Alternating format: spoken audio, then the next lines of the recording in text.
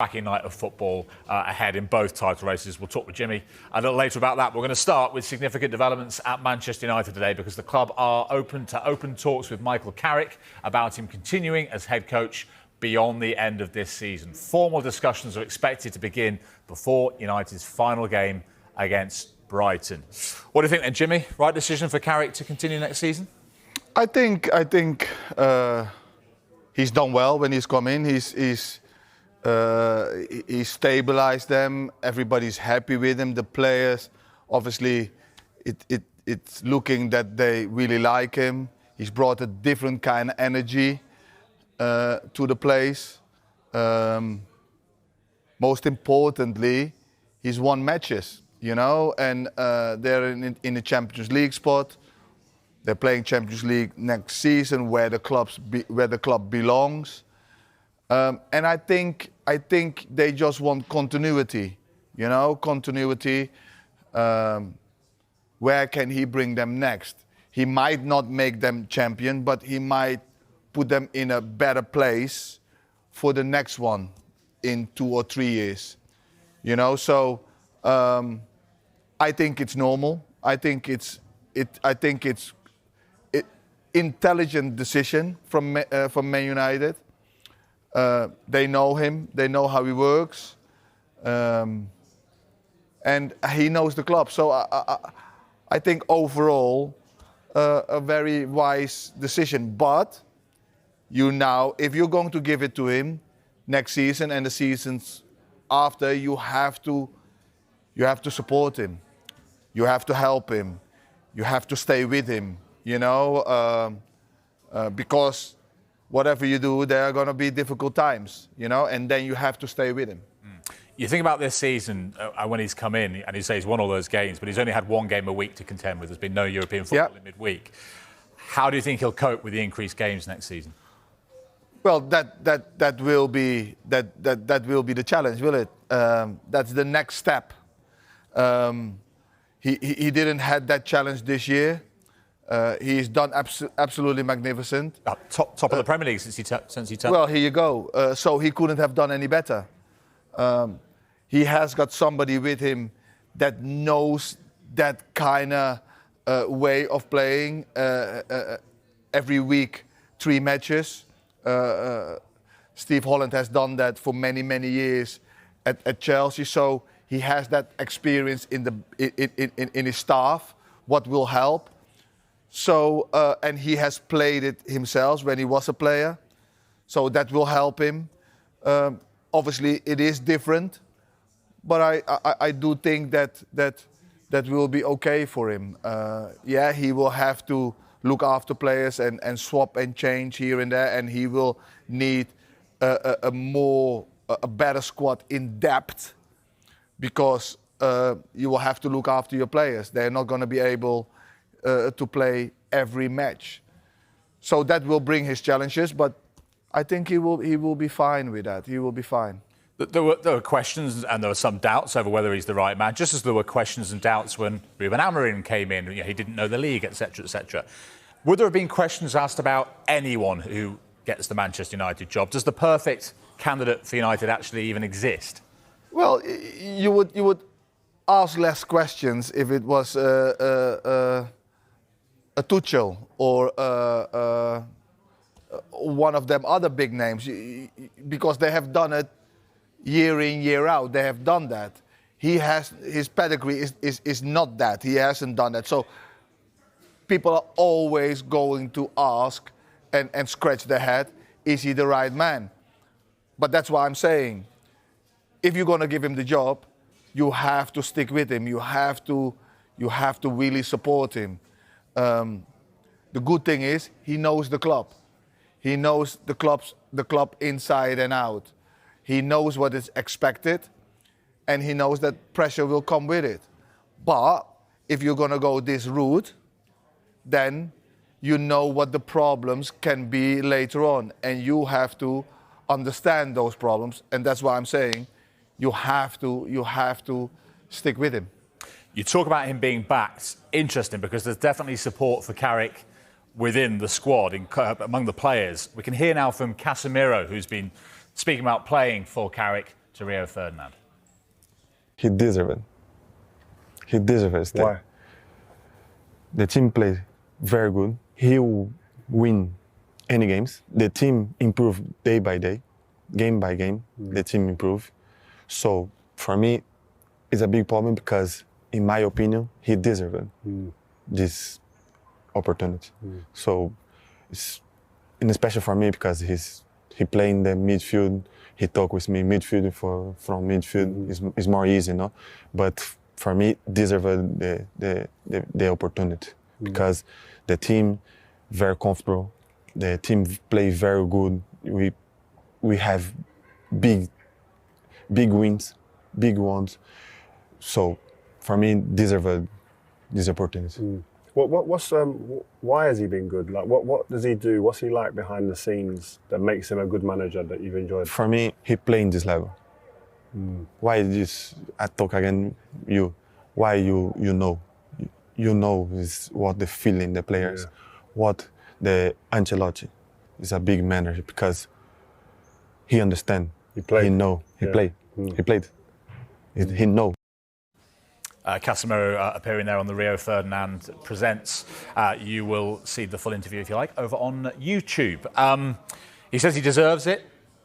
Obviously, a player won't be there for him next season because he's going to be leaving. But we've seen Mainu sign his new deal. You'd suspect that was with a suspicion that he was going to be staying on Michael Carrick, and he's been playing under him. How important is it to have the backing of the players for any new manager? Of course, that is one of the most important things. But we have to understand that players have to play for themselves, first and foremost. But you have to have a good relationship with your manager. You don't have to like your manager, but you have to understand your manager and you have to respect your manager. And I think that respect is there. The other thing, he came at the right time as well. Amaron wanted to play a certain kind of football that didn't work with Man United, with the players. He has come in, he's given them a platform, he's giving them an organization. This is what we're going to be. We're going to be more compact and we're going to play from this organization. And from day one, he has had their support, the players' support. And of course it helps that you're winning matches. And then players get confidence. And it helps that he has played. And it helps that he has played for the club. So he can speak in depth with players. He can speak about his experience himself. He's played Champions League. He's won leagues, So it does help. It does help. And I think that coming together was at the right time. His luck, but also the club's luck. And he couldn't have done any more to be able to put himself in the frame. And then it's up to the club to make that decision. Are we going to give it to him or are we going to try something new? Something new is another risk, Here they know their risk, what it is. It looks like they're sticking rather than twisting, and he will be the man to take them into next season. That is the word we're getting. Jimmy, thanks for that. Will he be able to get them? Football Writers announced on Friday that Bruno Fernandes of Manchester United was their Player of the Year, with Declan Rice of Arsenal in second and Erling Haaland in third place. 45% of the votes for Bruno Fernandes. What do you think, Jamie? Yeah, I don't think there's necessarily been an outstanding... Like last year, it was so easy to give Mohamed Salah Player of the Year. I think all the goals and assists in the year that he'd had. This year's been a bit more difficult. I think there's been a few candidates. A few players you throw in the mix. I think Antoine Semenyo, what he did at Bournemouth at the start of the year and then what he's done subsequently, he's got to Manchester City. I think he deserves a mention in that field. Declan Rice will be the one that a lot of people will say, why didn't he win it? The only thing against him was he's got 4 goals, 5 assists. I think playing in midfield for a team like Arsenal, I think he could maybe get those numbers up. But he's had a great season. I think he started 34 out of their 36 games so far. So that tells you everything about the person he is. But I don't think, with Bruno's impact and what he could bring and his goals and assists, I think has been pretty phenomenal. Yeah. We beat Rice by 28 votes, I think, Ian. And he was the only Manchester United player to get a vote, where Arsenal, I believe I'm right in saying that there was 4 different players that got votes. Yeah. Raya, Bukayo Saka, who hasn't quite been as influential this season, Gabriel and Declan Rice. Yeah, I think probably Raya would be. He'd be your pick as the Arsenal player? Well, not really, because obviously Declan is the most. But I think if you're going to pick someone, then David Raya would have been somebody. Definitely, You could probably say, even the save he done today, but I think Bruno's consistency and the impact he has on Manchester United for this being an individual award. I think they're probably right with Bruno to getting it. Would you prefer the Riders or the PFA one? What the players? Don't answer that, because honestly, he's going to tell us he's won both. You know something? you always prefer, for me. What would you prefer? The Riders one or the... When the players vote for you, you always feel. What one do you prefer, right? What one do you prefer? I'm not too bothered about individual awards. That's more about the team, isn't it? Did you win any of those though? I won a couple of them, yeah. You won them both, didn't you? Yeah, but His little face, look at him. Go with the surrounded by good players. Which one was sweeter? Which one was sweeter? Yeah, you're probably from your fellow professionals, of course, yeah. I think so. But if you're looking at these lads now, when the players we've mentioned, Bruno and Rice, listen, I'm sure Bruno would swap positions with Rice. He'd brought a league medal if they get over the line, and an individual award. But Bruno has had a brilliant season. But you are part of a team, and it's more important, obviously, the team are winning prizes. If you were voting, Roy, would you be factoring in not just the individual performance? Bruno's on the verge of breaking the assist record, for example, but would you also be considering what the team is achieving? I would do. I'm always drawn towards that, I have to say. I think, obviously, Bruno, fantastic player, and the position he's in now at United, he's got people ahead of him and he's picking up passes, fantastic. But I'd still look at the package with Rice and Haaland, these boys who are still competing for trophies. I would edge it that way for some of these players who I think are going to get their hands on trophies, because they are part of a team. You know, but then it doesn't seem fair on everybody who has a good season, because like Sunderland fans will mention someone like Granit Xhaka and what he's done for them this season. So if he deserves a mention. You're right. Yeah, absolutely, because if it's based on obviously winning things and people. Yeah, but he's a Sunderland. I'm on about Bruno or Man United. But what I'm saying is that I they're think not going to be competing for the big prizes, are they? No, but then if you are, does it mean that it's only if you're competing for the big prizes? No, of course not. But we just mentioned the three players we were talking about. What I will say is, it's a season, so it's a long season, 38 games. Why don't you just wait till the end of the season before you vote? Because the do is next week. I don't care. Make it start next season. It doesn't make any sense. So you're saying you have to wait to see who wins the Premier League before you decide on who's going to get because it makes a difference. Because today, that save that David Raya makes has a big impact on it. They are title-winning moments. So why can't we just wait a couple of weeks, and at the start of next season, you have the awards. You know, the players can vote at the end of the season.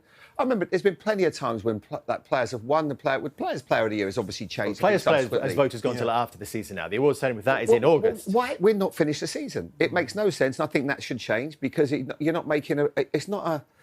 You know, you're not making. I'll feed that back to the football. But we talk about Rice a lot, and Bruno. To be fair to him, you're on about these players, and it's so important for these lads.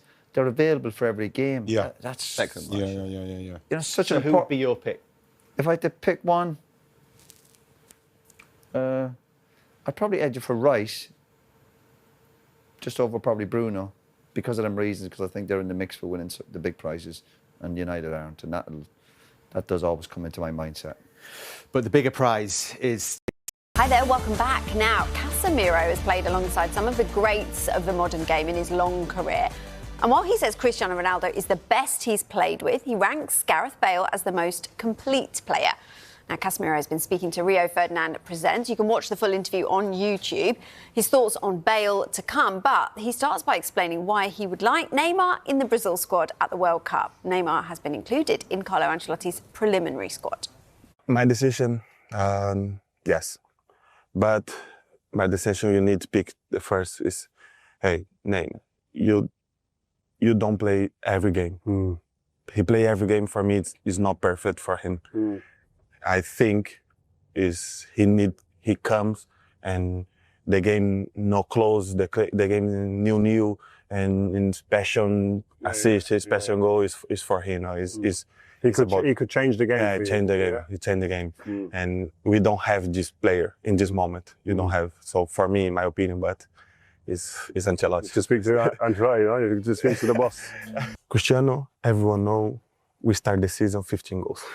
Minimum. 50 goals. 15 goals. We start the season. 50 goals. And Cristiano and Benzema, he's number 9, but it's not number 9, it's number 10. He dropped too much. He gives space for Bale, for Cristiano. And Bale, he needs space. He needs space. Benzema gives space. Cristiano, Bale, Run. Space. This player is more complete in my career. Complete. Bale.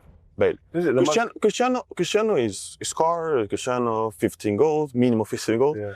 But Bale is attack, defend, heads, score. Cristiano is the best. Cristiano is the best. Cristiano is another one. Cristiano give the take off Cristiano the conversation. But for me, Bale is the best, more complete player that you ever played with? Yeah, of course. Yeah? Because he attack, he defend, he scored the head, foul. Everything he do very good, very quick, too strong. And for me, Bale is unbelievable player. Yeah, one more year has been the song from the Manchester United fans for Casemiro, and you have to say, given his form this season, that chant is justified, isn't it? Everyone knows about the goals. We are going to talk about the goals, don't worry. There's no doubt, though, he is having his best season in a United shirt. He has stayed mostly injury-free this year. I guess that's reflected in his minutes played on the pitch. His role, though, has changed a little bit over time. He's often, under previous managers, Eric Ten Hag, Ruben Amorim, been left exposed, really, in midfield, left him fighting fires across the pitch. But playing alongside Kobbie Mainoo means he can share that workload. Fewer touches per 90 with Kobbie Mainoo stepping in there, as well as fewer duels and possession won as well. But he has been free to show his talent on the ball. 252 line-breaking passes this season, his most in a Premier League season. And, of course, we are not done yet. There are games to go. Let's take a look at his ability on the ball. This against Liverpool just a week or so ago, combining actually with Kobbie Mainoo and then playing the quick ball through to Matheus Cunha. Now, this one didn't actually create an opportunity, but, again, he's willing to get forward and break. And look at this one, dropping in between the centre-backs, time on the ball, no pressure, and he's able to pick out the ball in behind onto the head of Dalot. And an opportunity almost comes for United there. And, of course, I promised you we're going to talk about the goals, 9 in total, and 6 of them assisted by his old mate Bruno Fernandes. That's the most prolific combination this season in the Premier League. Fernandes to Casemiro. Here they are then. I mean, they've both had a terrific season. Casemiro been a real threat, particularly from the set-piece situation. I think 9 of Fernandes's assists have come from set-pieces, and Casemiro has been at the heart of it. A brilliant combination it has been for Manchester United.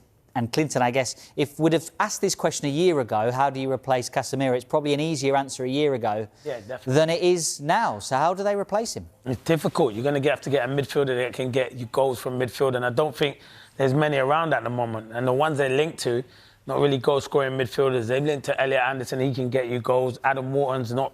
I don't think he scored a goal at Palace all season. You've got, I think, Tonali they're linked to. He can get you goals, but not like Casemiro. Casemiro, I'm not comparing him to him because it's totally different. But you know that midfielder like Frank Lampard, where you can arrive late and you're always in the right place to score goals. Frank was different because Frank's Premier League goals are ridiculous. He's got better goal-scoring record than centre forwards. But what Casemiro does is his timing is fantastic, really good in the air, and he's getting better with age. He was written off, what was it, a couple of years ago? That's him finished, and he just gets better and better and better. I've always said that I'd love to give him one more year, but I think Man United have moved on, and obviously looking at younger players. But he's been outstanding since he's been Man United, in particular this season. The combination play between him and Bruno Fernandes, outstanding. And he is a threat when the ball comes into the box. Yeah. He'll have a big say at the World Cup as well. Yeah, just like you, getting better with age, Clinton. Thank you very much. I like to shout about Gareth Bale, though, because I said it, he's played with some unbelievable... Yes. Listen, he said Ronaldo is Ronaldo, and we all know that. But he's played with some unbelievable players, and to pick Gareth Bale... And he didn't waver. He was pretty strong on it. No, but Gareth Bale was top. And what he did at Real Madrid and how he was, Gareth Bale, unbelievable player. So fair play to him. Look, just in terms of replacing Casemiro, we've had news that United are stepping up their interest in Atalanta's Ederson and also Matheus Fernandes of West Ham. Yeah. How important is it that they get this right in midfield? No, they have to get it right. I don't think there was rumours that obviously Elliot Anderson, but then there's rumours that he might be going to Man City. He's hot property. At the moment, definitely so. Yeah, Fernandes he's been good at West Ham. He's had a really good season. You could see that where they brought him in obviously from Southampton. So yeah, he's had a good season, and he's one where you can look and will get you goals from midfield. Plays a probably different role to probably what Man United would want from West Ham than he does at West Ham. But yeah, he's a really good, intelligent midfielder, and the boy from Atalanta is a good midfielder as well, a really good midfielder. But I probably would stick to people that I know in the Premier League, like someone like a Tonali, someone like a Adam Wharton as well. Even though I don't want Wharton to leave Palace, but there will come a time, he's 22 years of age, that he will move on. But they are looking in the right area. The thing with Man United, they recruited ever so well last summer, and they're going to recruit ever so well this summer. I think they'll have a good season next season, Man United. Look, a different Fernandes in Bruno. He's been starring for them this brilliant. season, hasn't he? And do you think he can replicate that form next season? Oh, definitely. You don't lose it. He's never going to lose it. The only thing is you get older and your legs start tiring. But now Bruno plays in a position where he's so intelligent, unbelievable. Got right as Player of the Year, which it's up for debate. People said, did he deserve it? But his numbers have been outstanding. I think the timing of the pass that he does, and he makes other players around him better players, Bella, and that's the big thing with Bruno Fernandes. And when Man United have needed him at critical stages this season, he's turned up and scored some important goals. So, yeah, he's a top player. And if I'm Man United, I'm trying to keep him at the club for as long as possible, because there'll be a lot of clubs from abroad that will be looking to sign Bruno Fernandes. You've already seen it in the Saudi Pro League. A lot of clubs have been interested and can offer him a fortune, but credit to him, he's wanted to stay at Man United, so fair play to him. What about Michael Carrick? Do you think he's the right person to lead them next season? And also, because there will be a little bit of a rebuild, won't there? No, there will be a rebuild, but the only thing Michael Carrick could have done is the job that he's gone in and done, Bella. What else can he do? He's done everything from where they were to where they are at the moment.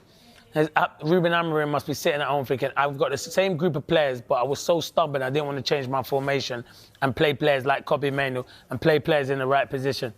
That's what Carrick's done. He's got a good coaching staff with him, a lot of experience behind him that have helped him as well. So he does deserve the job, but I'm so surprised now at the moment he hasn't got the job, because I thought they would have announced him. Maybe they're still interviewing other candidates, but yeah, I think Michael Carrick deserves it. Next season will be more difficult though, because what Man United have had this season is they've only played one game a week. Next season there'll be more games because they'll be playing Champions League, so it'll be much more difficult, but he's done an outstanding job. Do you think there's any more pressure when you're actually the permanent coach or manager, as opposed to, I'm just filling in for a bit? Yeah, of course there's more pressure, because you know you've got to deliver week in, week out. We're interim manager. You want it to go well, but if it doesn't go well, you're thinking, I might get another job elsewhere. But if it goes well, your stock's high, and now you've got a chance of getting a job. Whatever happens, Michael Carrick will have a job next season, wherever it is, whether it's Man United or somewhere else, because the job he's done there has been first class. But he deserves it. You might as well give him the opportunity, but I'm surprised they haven't named him yet. OK, well, look, Manchester United hosts